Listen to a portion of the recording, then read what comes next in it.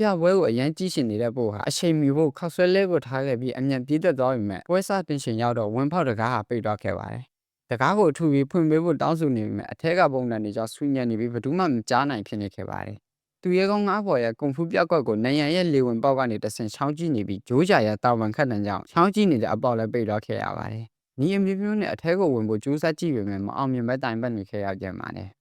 ငါးတူရဲကောင်းဖြစ်ဖို့အခွင့်အရေးအများဆုံးဖြစ်တဲ့ကြားမအလဲရောက်လာတဲ့အချိန်မှာတော့ပိုဟာဘယ်လုံးမှမနေနိုင်တော့ပဲတစ်ပင်ကနေတဆင့်အထဲကိုခုံဝင်ဖို့ကြိုးစားကြည့်ပေမဲ့အလေးချိန်ကြောင့်အပြင်ဖက်ကိုကန်ထုတ်သွားခဲ့ပြန်ပါတယ်။မစ္စတာဥကွေးဟာငကားတူရဲကောင်းရွေးချယ်တော့မယ်လို့ကြီးညာလိုက်ပြီးသူရဲကောင်းငါးပေါ်လည်းအသင်းနေရယူလိုက်ကြပါတယ်။အဲ့ဒီအချိန်မှာပဲပိုဟာအကြံတစ်ခုရလာပြီးထိုင်ခုံမှာမီးရှူးတိုင်တွေကိုတက်ကစနစ်တန်ကိုမြင်းကြီးလိုက်ပါတယ်။ပိုရဲ့အဖေရောက်လာပြီးဘာတွေလုပ်နေတာလဲလို့မေးလိုက်တော့သူ့အိမ်မက်တွေကိုမလီမညာပဲသူဟာကွန်ဖူးကိုအရန်ရှင်းတဲ့နိုးကြောင်ပြက်ပြက်သားသားပြန်ပြောလိုက်ပါတယ်။ကောင်းစိုးကြိုးစားခဲ့ပေမဲ့မီးရှူးတွေကတော့မီးမစွဲလို့လက်ချော့လိုက်ဖို့တွေးနေတော့ရုတ်